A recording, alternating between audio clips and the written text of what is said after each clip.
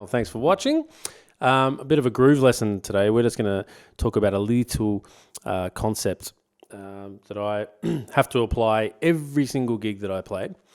We're going to use a hip-hop groove, but we're going to look at making it groove a little bit more.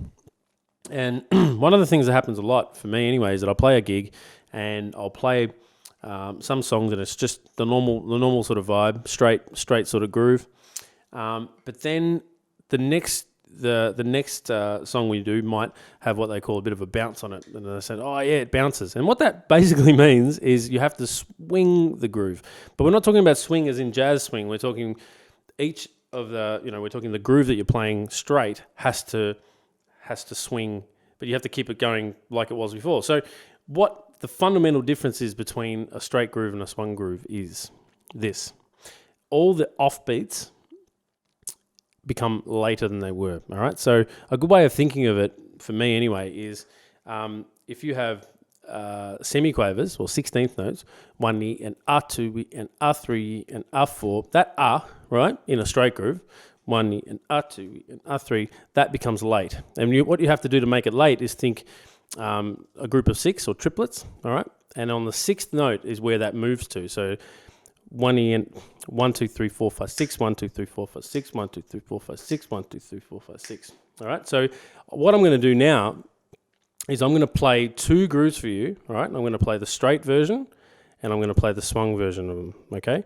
And basically, like I said before, the best thing to do is to grab the PDF that's attached and you'll see on there a little breakdown of how the swing happens, and you'll see that the second groove, only the offbeats are displaced or moved a little bit later. And that kind of gives it this kind of lazy feel.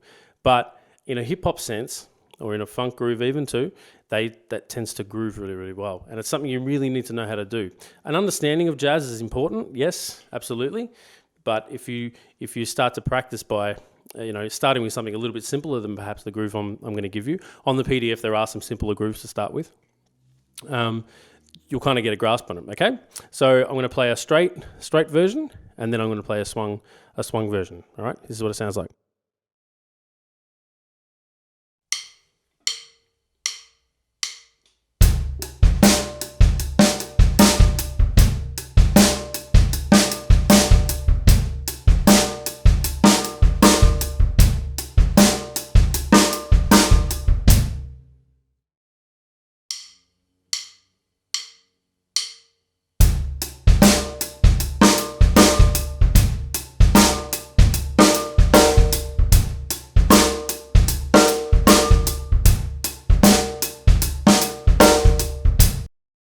Now, notice how with that second one, just before we finish, notice how the second one, the hi-hat never changed. The hi-hat was on the downbeats or on the quavers. That just stayed the same. Everything that made it swing was the offbeats that was happening in the snare drum and the bass drum, okay?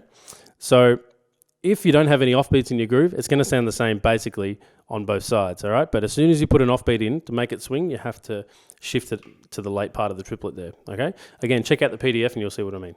Cheers.